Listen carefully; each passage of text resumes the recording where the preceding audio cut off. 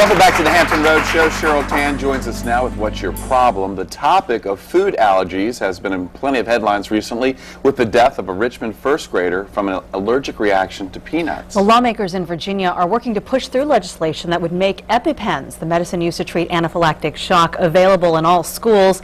One Virginia Beach doctor agrees with this, and he is also addressing the issue from another angle. Dr. Gary Moss is currently working with one patient who used to have a pretty severe peanut allergy. By modifying a study carried out by Duke University, he says he's helped build up a tolerance in a 5-year-old boy for the exact food that used to make him sick. His solution in today's What's Your Problem? Hi, Nicholas. What do you say? Hi. How are you doing? To this 5-year-old, a doctor's visit and snack time go hand in hand. Oreos, applesauce, you name it, he eats it, as long as it's laced with peanuts. What a change from an incident that brought him to the doctor 4 years ago. It was horribly scary. It was absolutely awful. He swelled up, he started having breathing troubles, and that was our first exposure to food allergies.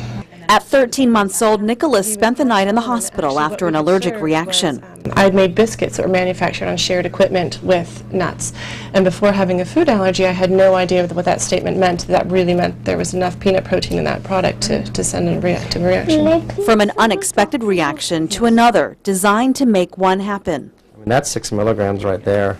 For the last year, allergist Dr. Gary Moss has been slowly introducing peanuts into Nicholas's diet, painstakingly measuring out exact doses of peanut flour and increasing the doses as his body will allow.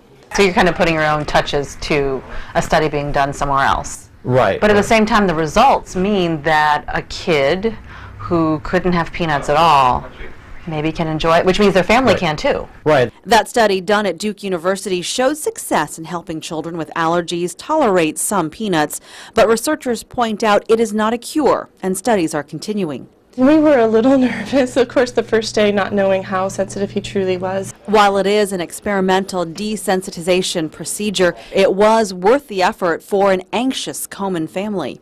The worst fear is that he might be someplace where you aren't, and someone might not realize the reaction is occurring or might not treat it correctly. Dr. Moss says 20% of kids eventually outgrow their peanut allergies. Even so, he says, school nurses need to have access to this. This is a EpiPen trainer, so this is one without a needle in it. You pull the safety off, and you go to the outer part of the thigh, and you go right through the pants, and that would actually cause the needle to come out. You're supposed to count to 10 seconds.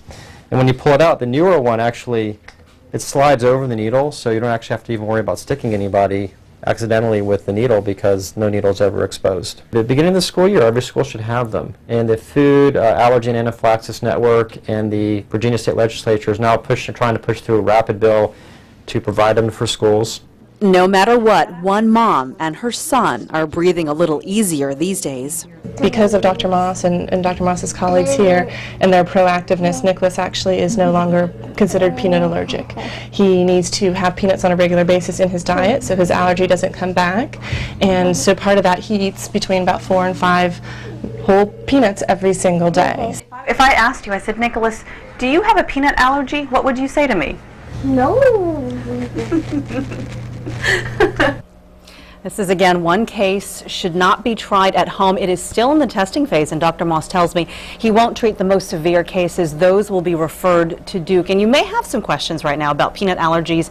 If you do, Dr. Moss is planning a Q&A session. We're going to link you to his website at thehamptonroadshow.com. And Chris, you were asking about this bill and EpiPens. And, of course, there are EpiPens in school nurses' offices, but they're prescribed to certain students. So what this bill would allow is to have EpiPens available just in case an allergic reaction happens. And Dr. Moss was telling me a quarter of the people don't know they have these food allergies until a reaction happens. Very brave of the family to put their child through that. Are they happy they did it?